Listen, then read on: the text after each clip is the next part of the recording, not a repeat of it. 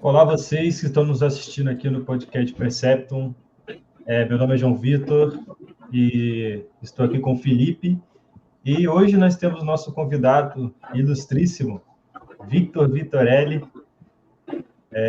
O Vitorelli, ele dá aulas, né, de filosofia, ele tem alguns cursos, depois eu vou falar para que ele possa descrever melhor os cursos dele, né? E nós chamamos ele aqui hoje para ter conosco. É um prazer e uma honra tê-los conosco, Vitor. Eu agradeço muito o convite, fico feliz de ter sido selecionado para essas primeiras entrevistas aí. Agradeço muito.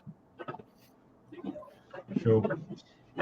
Victor, antes de tudo, né, a gente gostaria de te perguntar, propriamente, como que foi a questão do catolicismo na sua vida? Se você sempre foi católico, se você nasceu em berço católico, se você se converteu posteriormente, você pode falar para a gente um pouquinho? Bom, não nasci em berço católico, né? Assim, meus pais, eles são nominalmente católicos, eles eram nominalmente católicos, sempre foram, principalmente meu pai, né?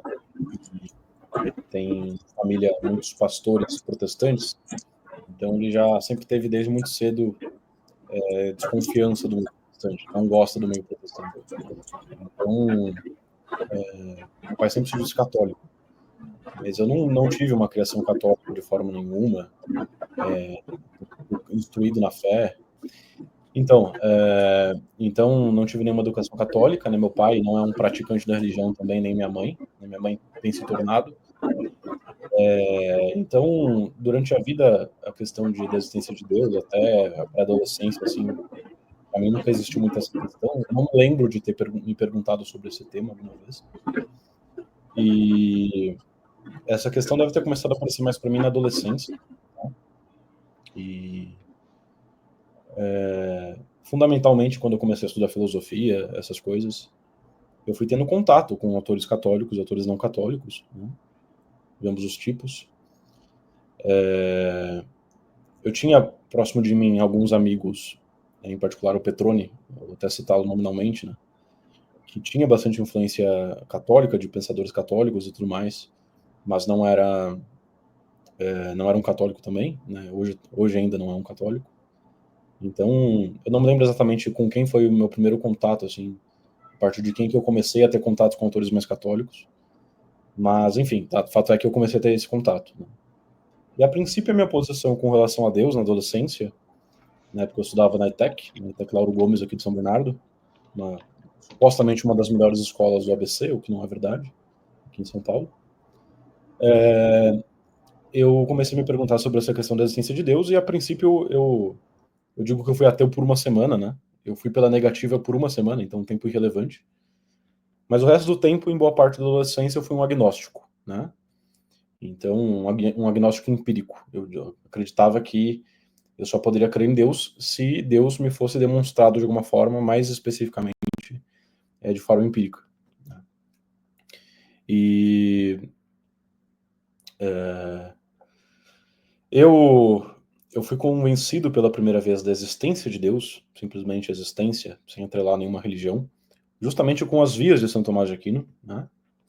com as vias de Santo Tomás de Aquino. E a partir dali eu realmente parei para refletir sobre o assunto e falei, não, realmente, isso aqui não tem como refutar, né? Claro que eu era um jovem estudante de filosofia, então não tinha muito rigor assim para analisar argumentos como eu tenho hoje. Mas a minha impressão à época foi justamente esta, né, a de que não tinha como fugir desses argumentos, eles eram cogentes, eles realmente colocavam a existência de Deus ali como uma coisa incontestável. E, né, a partir desse momento, né, com a influência de São Tomás de Aquino e tudo mais, embora eu acreditasse em Deus, eu não era um católico, só que eu tinha muita admiração por pensadores católicos como o próprio São Tomás de Aquino. Então, fui estudando mais autores. Naquela época, eu tinha um plano, né, um planejamento de estudos mais ou menos cronológico, né, então a minha ideia era estudar toda a filosofia desde o começo até hoje em dia. Com o tempo eu percebi que não é bem assim que as coisas funcionam, né? O fator temporal, o fator cronológico não é o único, nem necessariamente o mais importante para se estudar um autor. E Então, enfim, comecei a estudar autores católicos como São Tomás de Aquino, por exemplo. Comecei a ser cada vez mais influenciado por eles. Mas a verdade é que o que eu tinha com relação de objeção a me converter à Igreja Católica não era tanto uma necessidade de uma prova positiva da veracidade da Igreja e do cristianismo. E sim uma espécie de prova negativa, ou seja, que algumas objeções e algumas entraves que eu possuía para me converter fossem eliminadas. Né? Então, em dado momento, eu falei, não, calma lá, a existência de Deus, né? Os atributos de Deus, o modo como os atributos de Deus, as características de Deus afetam a minha vida é uma coisa fundamental, uma coisa extremamente importante. Então eu falei, eu preciso resolver esse ponto, eu preciso decidir se eu sou católico ou não, né? Se a fé católica está certa ou não. Então nesse momento eu comecei a selecionar uma série de objeções, uma série de coisas que eu tendia a discordar. Isso eu posso dizer que eu sempre tive uma certa humildade intelectual de falar, calma lá, eu tenho pouco tempo de estudo, eu não posso dizer que isso está simplesmente errado. O que eu posso dizer é que isso me parece errado, que eu tendo a não concordar com isso. Então eu listei uma série de objeções que eu tinha lá. A Igreja Católica, uma série de passagens bíblicas, por exemplo, que não faziam sentido para mim. E com o passar do tempo, fui estudando essas coisas, estudando o catolicismo, estudando a doutrina, o catecismo, os vídeos do Padre Paulo Ricardo também me ajudaram bastante. Até chegar no momento em que eu percebi, calma, não tenho mais nenhuma objeção à Igreja Católica. Não tenho mais nenhuma resistência à conversão. Então, eu acho que eu sou católico. Né? Então tive essa conversão a partir disso. Claro então que... foi algo racional, né? Surgiu completamente racional, né? Pretensamente racional, né? Como eu disse, eu não tenho o rigor que eu tenho hoje para analisar as coisas, mas eu achava que estava usando a razão. A princípio, a minha tentativa, o meu objetivo era usar a razão para decidir essa questão. Né? Assim, Vitor, você teve contato com algum livro introdutório ou você já começou pela Suma? Você comentou de São Tomás de Aquino, né? Isso. Não é exatamente que eu tenho estudado São Tomás de Aquino. Naquela época eu segui uma página, nem vou citar aqui porque, enfim, mas eu segui uma página que propunha uma certa lista de leitura e tudo mais, né, de autores. E eu respeitava, assim, quase que religiosamente essa lista de leitura, né? Nessa lista de leitura, até você chegar em São Tomás de Aquino, você precisava passar por Platão, Aristóteles, os romanos, os estoicos, né, os cínicos, depois toda a patrística, e só depois chegar em São Tomás de Aquino. Então, o plano de estudos que eu seguia não me permitia ir direto em São Tomás de Aquino. Né? Eu digo que isso em parte foi bom, em parte foi ruim. Né? É bom como um conselho prudencial, mas não como uma máxima absoluta. Né? Às vezes não tem problema você pular algumas etapas. Então, o meu contato que eu tive com às vezes São Tomás de Aquino foram artigos, né, principalmente. E citações diretas que continham nesses artigos. Né? E quando você começou nessa jornada intelectual, você teve alguns percalços devido à educação formal, né, que hoje em dia no Brasil é tão defasada? Você conseguiu entender, no caso, os argumentos filosóficos de forma mais adequada, ou você ainda teve que ter uma formação filosófica começando pelas bases ali, lendo alguns livros mais fáceis, assim, digamos assim, né, com os termos introdutórios? Teve ajuda de algum professor, de algum mestre que te levou nesse caminho? Então, com certeza... não tinha uma formação boa, percebia claramente as limitações, percebia inclusive as minhas limitações para compreender e poder dialogar sobre as 5 vias. Eu lembro até de uma vez estar na Saraiva, que faliu hoje em dia, inclusive, na livraria, conversando com alguns amigos sobre as 5 vias, né? E contando para eles que elas me convenceram. Mas não consegui explicar bem, né? Então não, sempre tive uma deficiência na formação, né? Como praticamente todo brasileiro, né? Basicamente, acho que as únicas pessoas que não têm deficiência intelectual nesse país são aqueles filhos de pais que perceberam que tem essa deficiência, né? E aí os pais vão lá e educam o filho, que é o que eu vou fazer com meu filho, por exemplo. Então, sim, tinha uma deficiência na minha formação, sim, e precisei correr atrás, e até hoje corro atrás, para ser sincero, tá? Evidentemente, tem uma excelente formação em lógica, né? foi um tema que eu mais estudei na minha vida até hoje. Isso não significa, por exemplo, que eu não tenha mais coisas de lógica que eu quero estudar, obviamente tem. Mas em outras áreas, principalmente aqueles temas que são passados na escola, né, a partir de, sei lá, história, geografia, matemática, física, química, eu sempre fui um mau aluno. Né? Eu sempre fui um mau aluno porque isso é uma característica minha até hoje, né? Eu tenho uma forma muito própria, assim, de aprender. É aquilo que o Aristóteles chama de uma inteligência seca, né? Em oposição a uma inteligência úmida.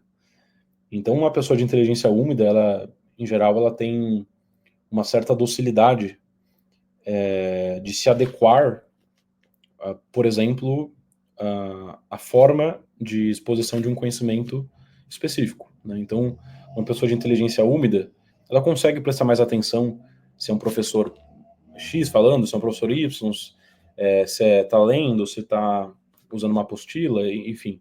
Eu já tenho uma inteligência bastante seca, então eu tenho formas específicas pelas quais eu gosto de aprender, como, por exemplo, lendo, né?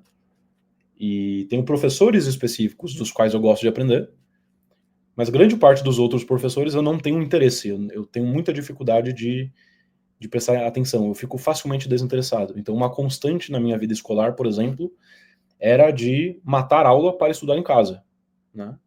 Ou então até mesmo ler enquanto estava na aula. Né? Eu estava lá na aula e estava lendo, sei lá, Jean-Pierre Vernant, falando sobre os mitos gregos.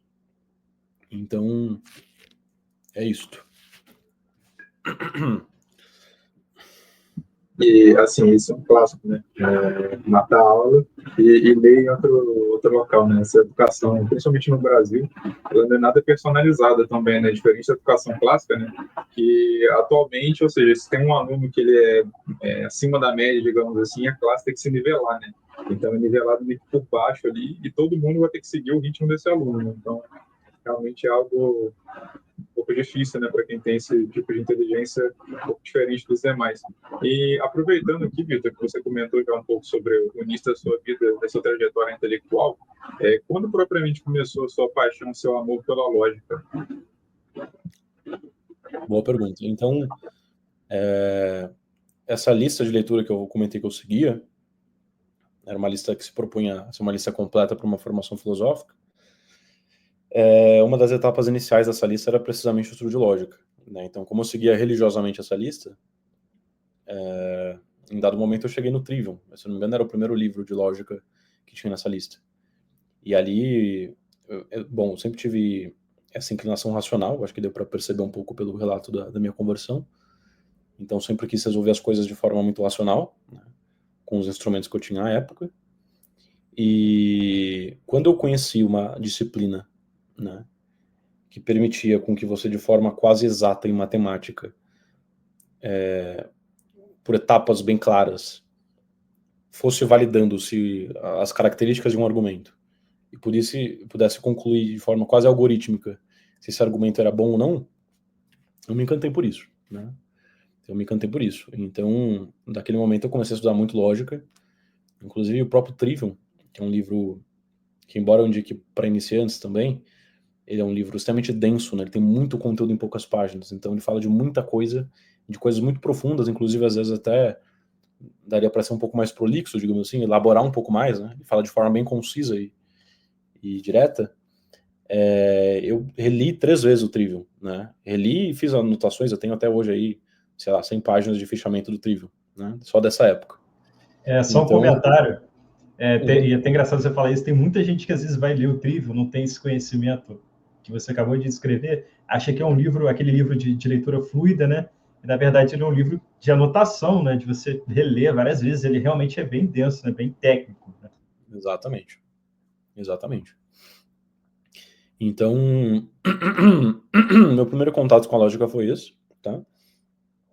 Gosto muito de lógica, talvez é uma das áreas da filosofia, se é que podemos dizer assim. Eu considero que sim, pelas quais eu mais me interesso, mas está longe de ser a única, né?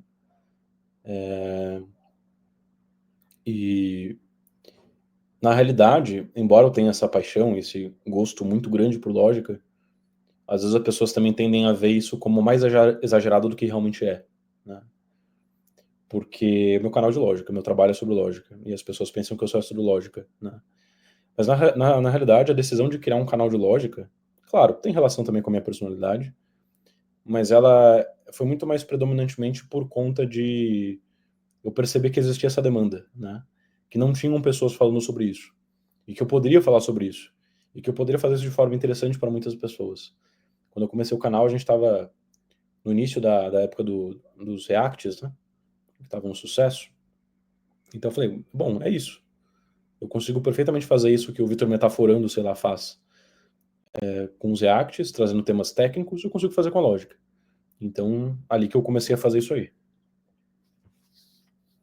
E bacana porque a gente vê, às vezes, muitas pessoas que têm um certo conhecimento de filosofia, tentando sempre abordar a filosofia como algo geral, mas a gente sabe que a filosofia é algo muito complexo, né?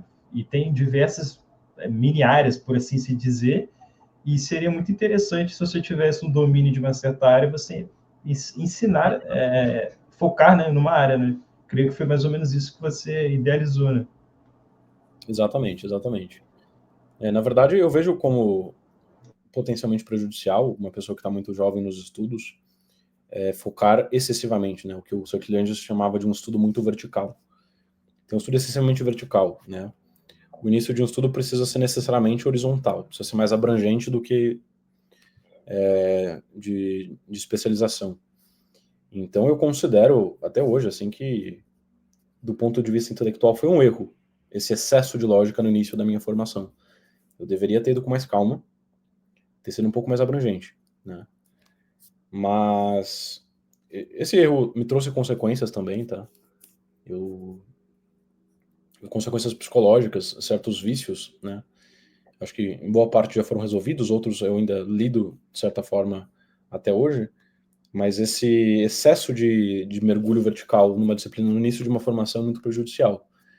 E então, eu considero que foi uma coisa trouxe mais frutos positivos do que negativos, com certeza, inclusive é o sustento da minha família hoje em dia, isso aí, né? Mas não é algo que eu indicaria para um estudante iniciante, né? Bacana. Tá a dica então, galera. Vamos ser mais generalista, abordar a Exato. filosofia como um todo. E agora, Victor, eu gostaria de fazer uma pergunta para você, para a gente entrar no tema. Por que você acha que os católicos deveriam estudar a lógica? Qual a importância especial para os católicos? Acho que tem duas. A primeira e mais importante, e a qual a segunda se subordina também, é a própria compreensão da sua fé, né? Você pega, sei lá, quando você estuda os sacramentos, você fala de matéria e forma, né, por exemplo, do sacramento. Isso é um termo aristotélico, um termo técnico aristotélico, né? Embora esses termos em si sejam mais metafísicos do que lógicos, a filosofia aristotélica como um todo ela está muito diretamente entrelaçada com a doutrina cristã. Né? O cristianismo bebeu muito do aristotelismo, principalmente graças aos escolásticos, né? A terceira escolástica, né? Então, existe primeiro esse fator, digamos assim, contingente. É como se o sistema da fé cristã fosse sistematizada, fosse criado usando principalmente terminologia aristotélica. Né? E Aristóteles é o fundador da lógica, então já tem uma relação muito íntima aí. A forma de pensar de Aristóteles tá sendo muito usada na forma de pensar catolicismo, né? E um segundo aspecto diz respeito à lógica como disciplina, independentemente das suas origens históricas, né? Porque a lógica ela é uma disciplina instrumental. Então ela é uma disciplina que ela, como diziam os medievais, né? Ela é a antila das outras disciplinas. Ela é escrava, ela é serva das outras disciplinas. Então, na verdade, no estudo de qualquer disciplina é necessário o estudo da lógica para você tirar o máximo proveito possível. Em termos de ordenação conceitual, em termos de compreensão, definição de conceitos, né? A gente estuda na lógica, por exemplo, as condições para se ter uma boa definição, para se ter uma boa divisão. Então, tudo isso traz muito mais rigor e instrumentos para a inteligência compreender as coisas, inclusive o catolicismo. Né? E acho que, como diz o próprio Santo Tomás, A fé por si mesma bastaria. Mas como nós somos frágeis, a gente precisa também de um apoio da razão para conseguir sustentar a nossa fé e nos mantermos firmes, né? E nesse sentido, a lógica é o grande aliado da razão para nós nos mantermos fiéis à nossa fé. E o segundo ponto que eu ia comentar é a parte de apologética, né? Então, para você converter outras pessoas, a lógica também é extremamente importante. O domínio da lógica pragmática, a lógica argumentativa é muito importante, né? Perfeito, perfeito. E, Victor, aproveitando que você já deu essa explicação aí sobre por que um católico deveria estudar a lógica, você poderia definir para a gente o que seria a lógica e entrar um pouquinho nos conceitos principais dessa disciplina? Certo. Vocês querem a definição didática ou a definição técnica? Então, eu acho que pode ser mais didática, né? Mas fica à vontade para for melhor para expor. Certo. A definição técnica é a disciplina dos entes de razão de segunda intenção. Mas eu precisaria de um tempinho para expor isso aí, né? Agora, uma definição que é basicamente coextensiva a essa definição, né, ou seja, abrange os mesmos casos particulares, seria a lógica como a disciplina ou ciência do raciocínio correto, né? Então, em suma, um argumento, um raciocínio, ele é composto de proposições e conceitos. Esses são os 3 objetos de estudo da lógica. Conceitos, proposições, que são afirmações basicamente, e os argumentos, ou silogismos, ou raciocínios. E o que significa dizer que a lógica se ocupa do raciocínio correto? A sua preocupação é a construção de raciocínios que tenham proposições verdadeiras e conceitos adequados, e que sejam válidos, né? Então, cada um desses 3 elementos, que se unem para formar o silogismo, inclusive, eles têm a sua qualidade própria. Os conceitos eles podem ser adequados e inadequados. As proposições verdadeiras ou falsas. Os argumentos válidos ou inválidos. Quando você tem um argumento válido de proposições verdadeiras e conceitos adequados, você tem um argumento correto. Então essa definição, ela sintetiza bem do que se ocupa a lógica, né? Então o que é um conceito adequado? Um conceito adequado é um conceito que captura adequadamente a essência de um objeto. Então, por exemplo, eu tenho uma cadeira aqui na minha frente, né? Ela é uma cadeira de madeira, uma cadeira marrom, uma cadeira que tem um estofado na parte de se sentar, no assento. E aí, eu poderia pensar, por exemplo, que é da essência da cadeira ser marrom, por exemplo. Eu teria um conceito inadequado de cadeira, porque nem toda cadeira é marrom. Eu poderia pensar que é da essência de cadeira ser de madeira. Também nem toda cadeira é de madeira, assim, né? Inclusive, outras coisas são de madeira além da cadeira. Agora, se eu pensar que a cadeira é um tipo de assento, sei lá, que tem um encosto, essas sim são notas essenciais da cadeira, ou seja, toda cadeira tem, e somente as cadeiras têm, pelo menos o conjunto dessas notas, né? Então isso é um conceito adequado e inadequado, um conceito que captura a essência de um objeto ou não. Se eu incluo aspectos acidentais desse objeto na sua essência, por exemplo, o fato da cadeira ser marrom, eu vou ter um conceito inadequado. E da mesma forma, se eu considero acidental o que é essencial, eu também vou ter um conceito inadequado.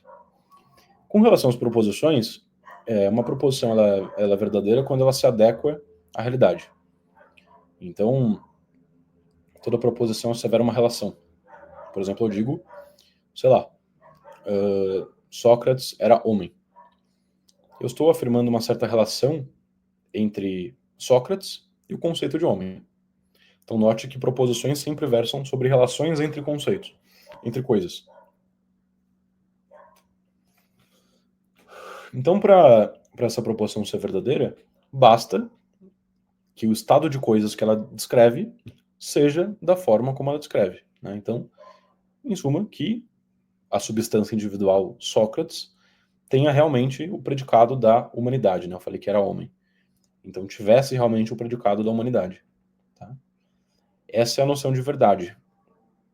E, naturalmente, para você ter uma proposição verdadeira, você precisa de conceitos adequados. Porque se o seu conceito é inadequado, você sequer consegue capturar a relação que está sendo asseverada por essa proposição, por essa afirmação. Então existe essa condição. E por fim, os silogismos ou argumentos podem ser válidos ou inválidos. Um silogismo ele é válido quando as suas premissas implicam logicamente na sua conclusão, né? Então, se eu digo, por exemplo, todo gato é azul, Garfield é um gato, logo Garfield é azul. Nesse argumento, as premissas são falsas. A primeira premissa é falsa, de que todo gato é azul. No entanto, o argumento é válido. Porque se fosse verdade que todo gato é azul, e se fosse verdade que Garfield é um gato, e de fato é, se seguiria então a conclusão de que Garfield necessariamente é azul. Então a validade de um silogismo, de um argumento, é determinada não pela veracidade das suas proposições, mas pelo fato exclusivamente das proposições implicarem ou não logicamente na conclusão. Uma forma de entender o sentido disso implicar logicamente é a gente fazer um exercício imaginativo. Então vamos imaginar um mundo possível em que todo gato é azul e Garfield é um gato. Mas vamos imaginar que nesse mesmo mundo, Garfield não seja azul. Ora, nós temos uma contradição, né? Não tem como a gente imaginar um mundo em que todo gato é azul, Garfield é um gato, e também Garfield não é azul, né? Seria contraditório um mundo tal. Então, uma forma intuitiva e fácil de verificar a validade de um argumento é fazer esse exercício. Se você é incapaz de imaginar um mundo em que as premissas sejam verdadeiras e a conclusão falsa, então esse argumento é válido, porque a veracidade das premissas implicam na veracidade da conclusão. Só que, como nós vimos, a validade não é suficiente para a gente chegar na verdade, porque, como nesse caso, a premissa é falsa. E, portanto, assim, dessa forma, ela nos conduziu acidentalmente a uma conclusão falsa. E assim existe uma noção mais completa do que a noção de validade, que é a noção precisamente de corretude. Para um argumento ser correto, não basta que ele seja válido. Ele tem que ser válido também, mas suas proposições devem ser verdadeiras e seus conceitos adequados. Então, em suma, tudo que a lógica estuda gira em torno dessa questão de nos fornecer os instrumentos lógicos para averiguar se um certo silogismo é correto ou incorreto. E, Vitor, quais são as áreas da filosofia? Qual a diferença da lógica tradicional? Perdão, da filosofia, não da lógica. Qual a diferença, por exemplo, da lógica tradicional, da lógica que é mais vista hoje em dia nesse debate público, por exemplo, e do pessoal também que é mais progressista, no caso? Qual a diferença disso? Um Sócrates da vida, um São Tomás? Uhum. Bom, a lógica, primeiramente, né, a lógica, tal como ela foi estudada durante o medievo, ela era entendida como uma arte liberal, né? Então, uma disciplina que era estudada para uma formação intelectual dos seus estudantes, né, dos alunos. Então, ela tinha, sim, obviamente, o seu papel teórico, o seu papel científico, mas ela era encaixada na formação de aluno com um motivo bem mais prático, na verdade, que era precisamente a formação de uma inteligência aguçada, uma inteligência capacitada para o estudo das outras coisas. Então esse é o primeiro ponto, né? A lógica, tal como ela é estudada hoje, pelos modernos, não é uma arte liberal, não é uma disciplina estudada para uma formação intelectual, né?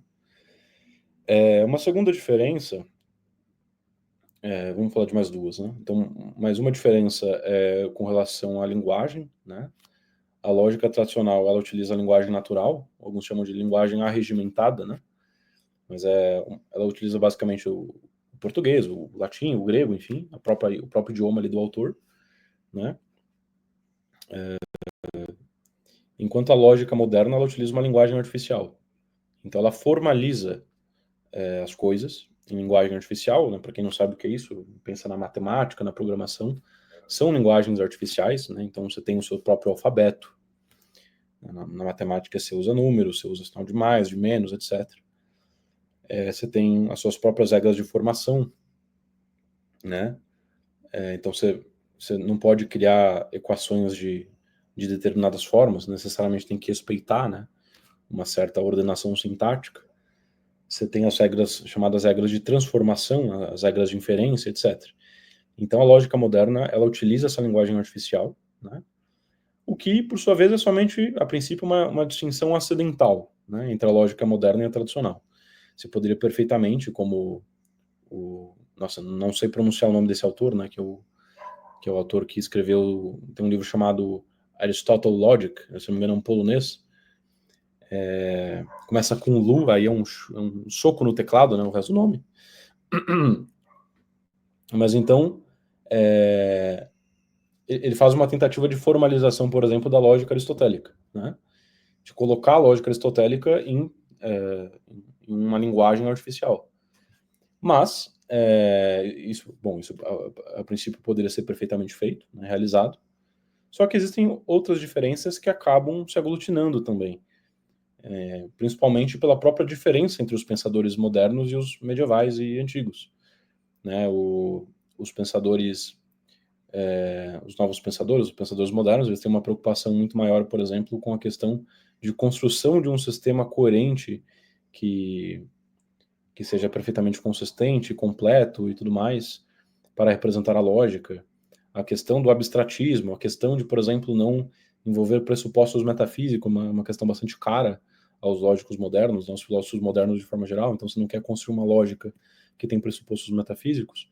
E aí entra um quarto ponto, inclusive, né, que é o próprio fato de que a lógica tradicional ela está muito estreitamente relacionada com a metafísica aristotélica, né, enquanto que a lógica moderna ela tenta, né, em alguma medida pelo menos, não assumir nenhuma metafísica, né, muito por influência de Kant, etc. Então, acho que essas seriam as principais diferenças.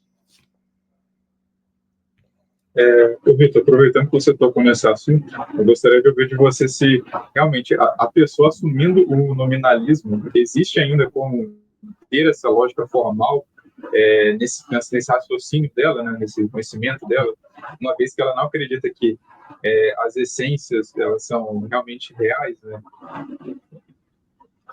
Então, a questão do nominalismo é complicada porque existem diversas versões do nominalismo, né? Os medievais, eles basicamente tentaram formalizar essa discussão da querela dos universais em três partes, basicamente, ou três posições, enfim. Já vou explicar melhor esse ponto. Mas é ante-rem, in-re e post-rem, né? Então, o princípio seria ante-rem, ou seja, que os universais, os conceitos, etc., eles são anteriores à própria coisa. Então você teria, por exemplo, a posição de um realismo extremado, um realismo platônico, né? Embora não seja essa exatamente a posição de Platão, é a de muitos neoplatônicos. A posição de que, por exemplo, existem as formas, as ideias, como substâncias separadas, né? E anteriores aos próprios indivíduos, como nós, os próprios entes individuais, que são somente cópias dessas ideias separadas. Essa seria uma posição ante-rem, né? Só esperar passar o caminhão aqui. Depois nós teríamos uma posição in-re, uma posição mais conceptualista, né? Onde você admite, por exemplo, que os universais eles são criações mentais nossas, né? São criações mentais, mas eles podem possuir um fundamento na realidade. Então são criações que nós fazemos com a nossa mente, mas com uma fundamentação real, né? Tendo por objeto uma realidade, não é uma pura arbitrariedade. Então seria uma das posições conceptualistas possíveis. E por fim a posição post-rem, em que geralmente se coloca o nominalismo. E aí você vai ter diversos tipos de nominalismo. Por exemplo, um nominalismo extremado, que vai simplesmente negar a existência, seja corpórea ou incorpórea, como diz o Porfírio, seja substancial ou acidental, enfim, nega qualquer espécie de existência aos conceitos e aos universais, né? Então, simplesmente não existe. Esse seria um nominalismo extremado, em que você pensa, por exemplo, quando você diz homem, né? O homem é mortal, homem é um flatus votis, né? Essa é uma posição, por exemplo, que é atrelada a Rossellino. Então, o homem é um flatus votis porque ele supostamente significaria um universal, só que universais não existem, então ele não significa nada, em última instância, né? é simplesmente uma flatulência vocal. Então existem diferentes posições nominalistas, né? Nominalismos mais extremados como esses, eles são de fato bem complicados de serem conciliados com a lógica tradicional, né? Existem pontos ainda que são compatíveis, mas na parte do estudo de suplências, por exemplo, é bem incompatível, e até mesmo existem inconsistências entre essa forma de pensamento e as teses da lógica tradicional.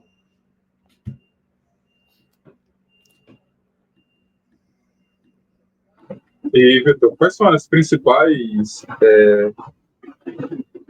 teses da lógica dentro do catolicismo, né? Porque tem muitos autores, inclusive vários tomistas, que eles divergem um pouco em algumas questões um pouco mais aprofundadas da lógica, né? Por exemplo, tem o João de São Tomás, o Jacques Maritain, que divergem um pouco do próprio tomismo, né? Do próprio São Tomás. Então, entrando nessa questão mais profunda, né, das 3 operações do intelecto, quais são as principais, e mais dentro do catolicismo mesmo, né? Quais são essas principais vertentes? E no que elas se diferem? Tá, assim, eu não saberia estruturar para você uma distinção entre muito ordenada, né, sobre os diversos posicionamentos na lógica, porque existem muitas discordâncias possíveis. Desde discordâncias mais simples, por exemplo, como qual é a suplência de um predicado numa proposição, né? Sei lá, Pedro Spano vai dizer que necessariamente tem suplência simples e outros autores vão admitir outras formas de suplência, até oposições em questões mais gerais e menos localizadas, digamos assim, como, por exemplo, com relação ao que é lógica, né? Então, por exemplo, o João de São Tomás, ele tem uma certa afirmação que ele concorda, ele basicamente defende que existe uma prioridade na lógica no estudo do silogismo em relação às outras operações da inteligência. Então, a lógica se preocupa prioritariamente com os argumentos e só se preocupa com as proposições e os conceitos na medida em que esse estudo é importante para o estudo do argumento, né? E embora, de fato, o estudo dos conceitos e proposições seja importante para o estudo dos argumentos, existem autores que vão discordar disso aí, né? Como, por exemplo, o padre Álvaro Calderon, que vai, seguindo o Robert Schmidt, né, vai defender que as 3 operações do intelecto na lógica têm igualdade de condições. Então você não é mais objeto da lógica, ou é mais central na lógica, por exemplo, o estudo do silogismo do que o da proposição. Não, ambos são igualmente importantes, ainda que a proposição se subordine ao silogismo no sentido de que a questão do valor verdade da proposição importe para o silogismo, enquanto que a questão da validade do silogismo não importa para a proposição, enquanto objetos do estudo da lógica, eles são objetos com igualdade de condições. São igualmente importantes e não têm nenhum caráter subordinado.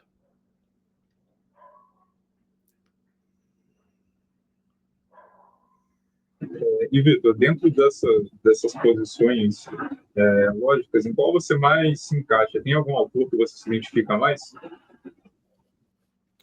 Olha, eu tendo a concordar com o Álvaro Calderon nesse aspecto, né, da igualdade de condições, principalmente tendo em vista a definição mais tradicional que se dá de lógica, que é aquela que eu mencionei de passagem, como a ciência dos entes de razão de segunda intenção. Então, se o grande sujeito da lógica são os entes de razão, ora, tanto o silogismo, quanto a proposição, quanto os conceitos são entes de razão, né? Então, os 3, eles são igualmente objetos do estudo da lógica. Então, com relação a essa posição, eu tendo mais a posição do Álvaro Calderon, né, e do Robert Schmidt, de que existe uma igualdade entre essas 3 operações.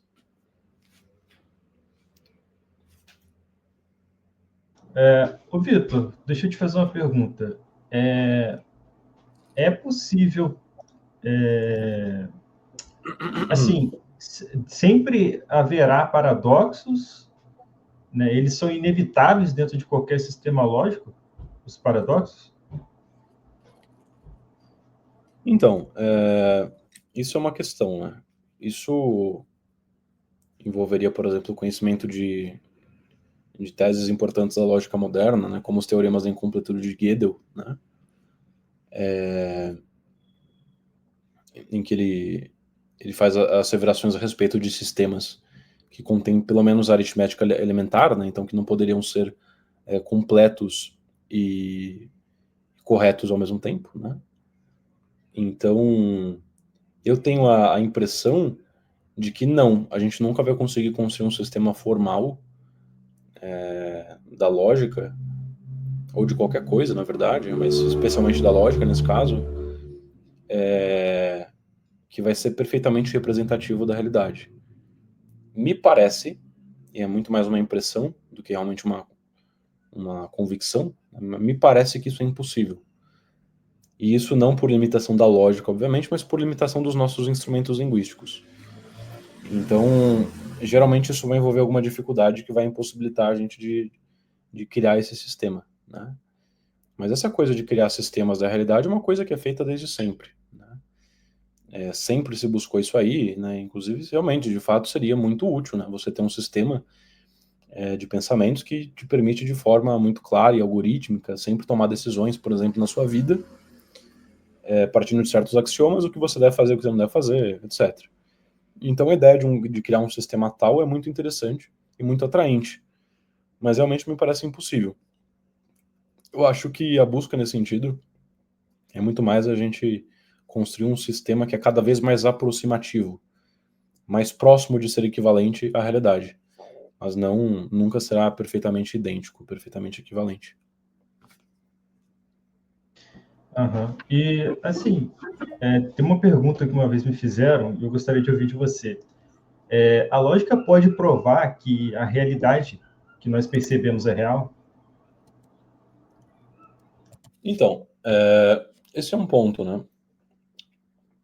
Porque existe uma distinção na lógica entre você provar se valendo da lógica instrumentalmente e de você fazer uma prova lógica no sentido material. Então existe uma distinção no silogismo entre matéria e forma, né? Inclusive a gente mencionou esses termos. Um argumento, ele tem por matéria proposições e conceitos, né? Que são basicamente o recheio do argumento, o conteúdo do argumento. Ele tem por forma, fundamentalmente, a estrutura desse argumento. A estrutura do argumento, a disposição dos termos, das proposições, é basicamente a sua forma. Então, uma prova lógica pode ser entendida de duas formas. A primeira forma é de um argumento que respeita as leis lógicas, ou seja, um argumento válido, em última instância. É um argumento que seja logicamente válido.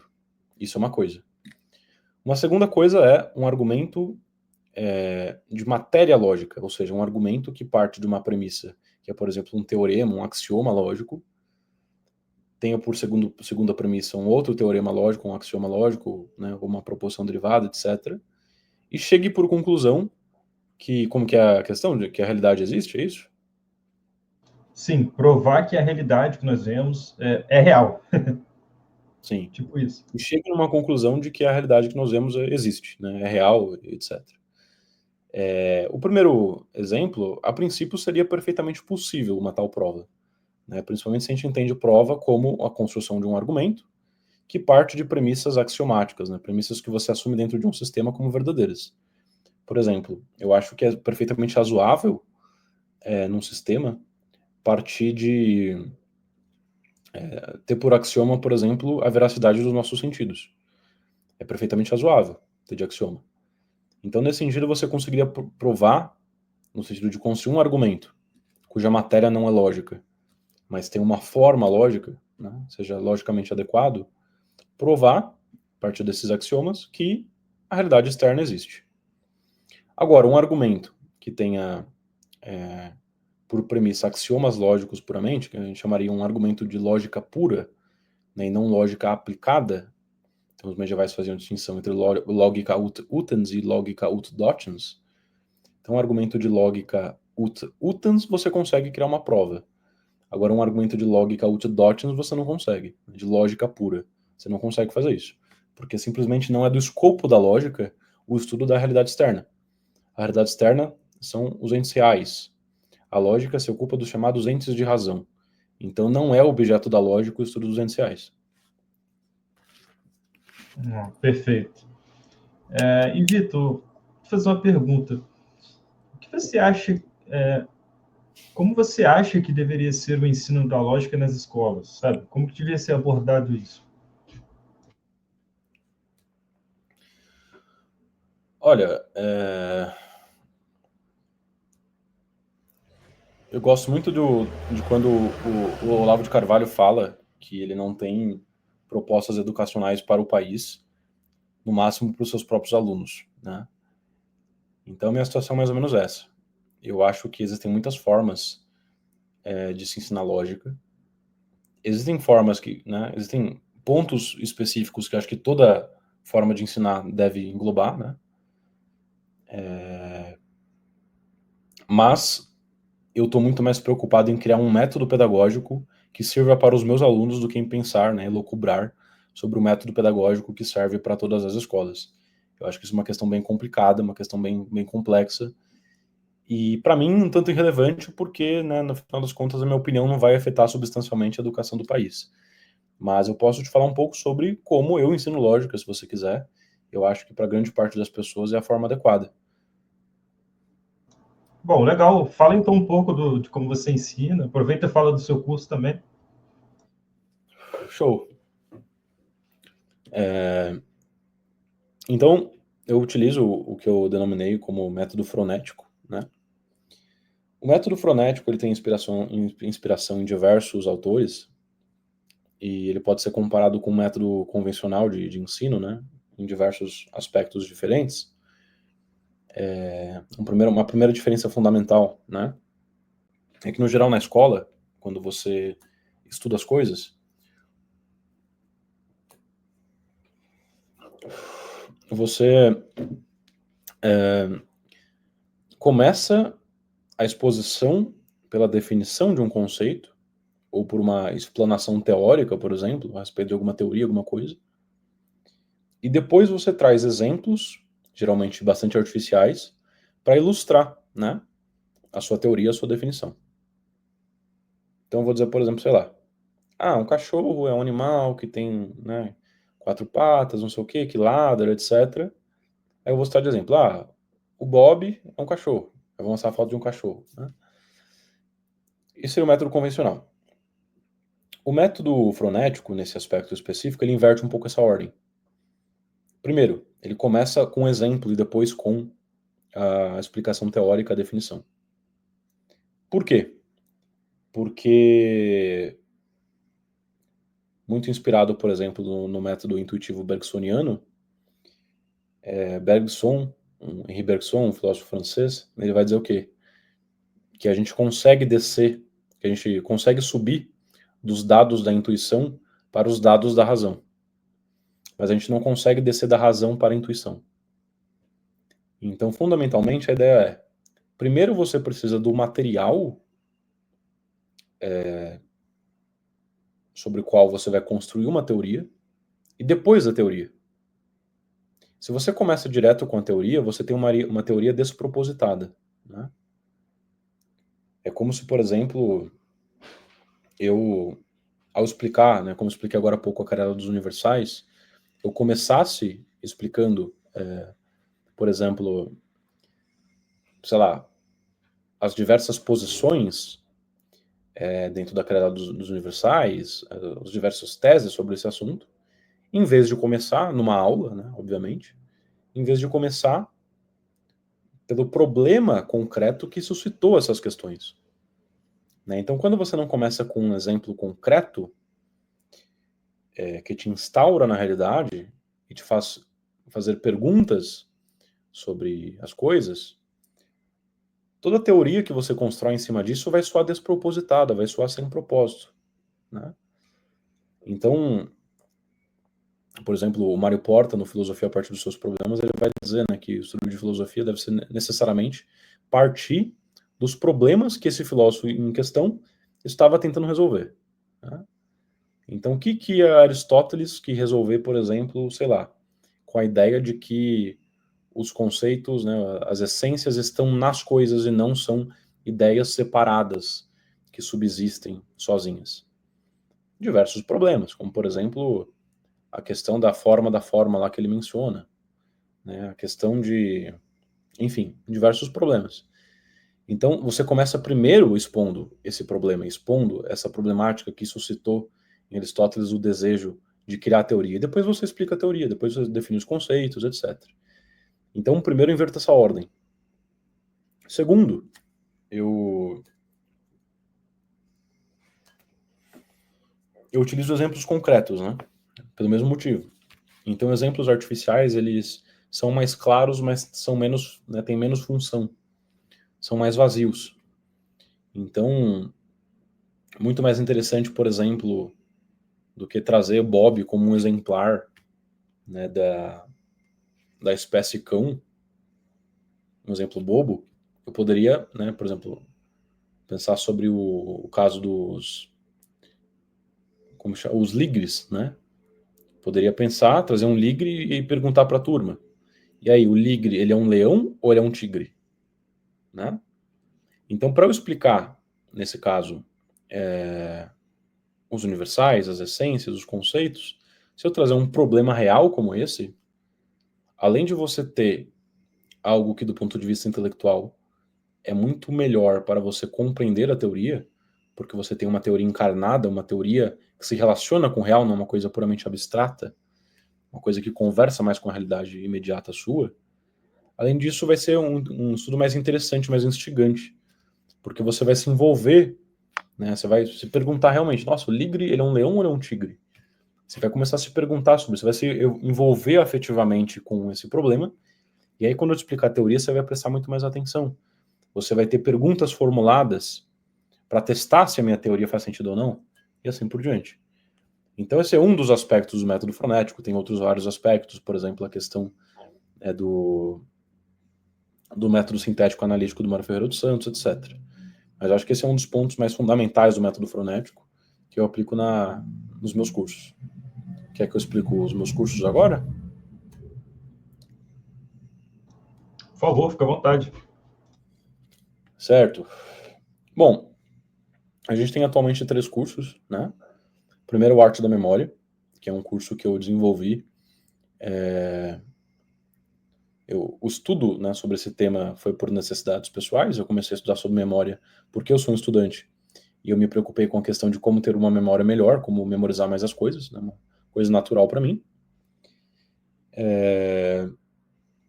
Então eu desenvolvi a Arte da Memória, que é uma arte milenar também, que existe desde os retóricos, dos retóricos, na verdade, antigos,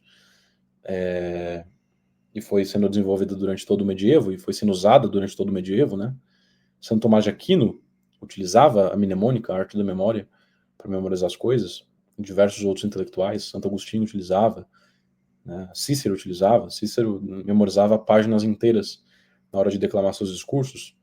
Santo Tomás de Aquino se diz que memorizou a Bíblia inteira. Então, eu tenho esse curso, é um curso de entrada bem barato, R$ 150 atualmente, para ensinar essa arte da memória e fazer com que meus alunos tenham mais proveito nos seus estudos, né? Depois a gente tem o Ingredientibus, que é um curso que inclusive vai mudar de nome em breve, mas que é o nosso curso de introdução à lógica, um curso mais básico de lógica, por R$ 500, né? Para quem quer começar a estudar lógica, começar a ver algumas coisas, ter uma explanação rigorosa, mas sem se aprofundar tanto em tópicos mais avançados, etc. E por fim, nós temos a Academia de Lógica, que é o meu curso de lógica mais avançado e mais completo. Esse curso ele não está aberto o ano inteiro, então você não pode entrar quando você quiser, só quando o carrinho abre, né? E é um curso mais caro, mas quem é aluno do Ingredientibus tem de desconto tudo que gastou com Ingredientibus, paga menos na hora de comprar a academia. Então é uma formação mais completa para quem realmente busca uma formação mais séria, né? E já entendeu, por exemplo, que quer estudar lógica mesmo, é importante, então vai se comprometer com esse estudo. É isso, hoje em dia.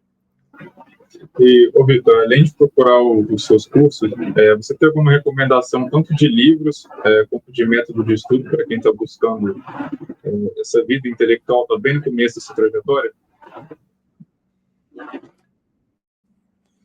Olha,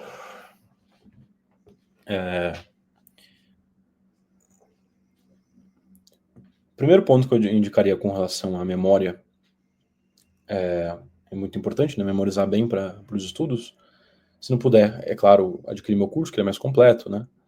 eu indicaria o Retórica Irêneo, que tem um capítulo lá sobre uma parte sobre memória, em que ele basicamente explica o fundamento da arte mnemônica, né? É incompleto porque ele explica somente a técnica, né? Não ilustra como usá-la para o estudo, de forma prática, etc. É uma coisa que eu faço no curso. Mas esse livro, ele trata, assim, do fundamento das técnicas mnemônicas. Agora, como aplicá-la, não tem nenhuma bibliografia para indicar, até porque muito do que eu ensinei aos meus alunos sobre como aplicar essas técnicas, eu aprendi com a experiência, né? Não é uma coisa que você teoriza muito. Você testa, experimenta e vê se funciona. Então, com relação à memória, é isso. E com relação à lógica, é muito importante que você, né, se não for meu aluno e não puder, portanto, colher diretamente do método frenético, que você tente imitá-lo, mimetizá-lo na medida do possível. Então, as minhas indicações para você estudar lógica seriam a lista de leitura que eu tenho num vídeo aí recente que eu postei, mas tem livros mais iniciais, por exemplo, o Trivium, do meu amigo Joseph, né?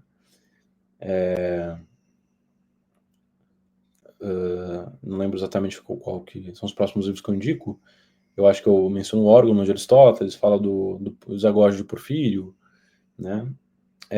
Súmula Logicalis, do Pedro Spano, Introduction to Logic, do William of Sherwood, né?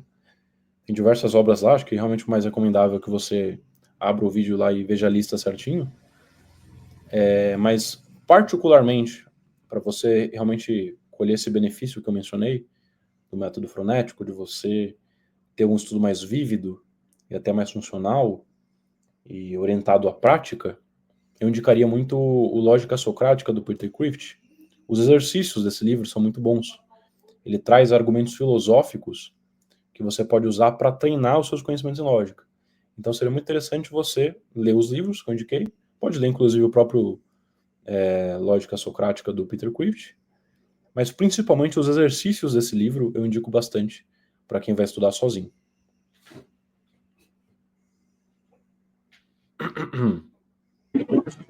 Certo, Guto. Nós agradecemos bastante por sua participação aqui. Muito obrigado por ter se disponibilizado a falar um pouco para a gente aí sobre a lógica, sobre a sua vida. E esperamos que você possa voltar mais vezes aqui no futuro. As portas vão estar sempre abertas. Estou à disposição. Muito obrigado pelo convite. Foi um prazer.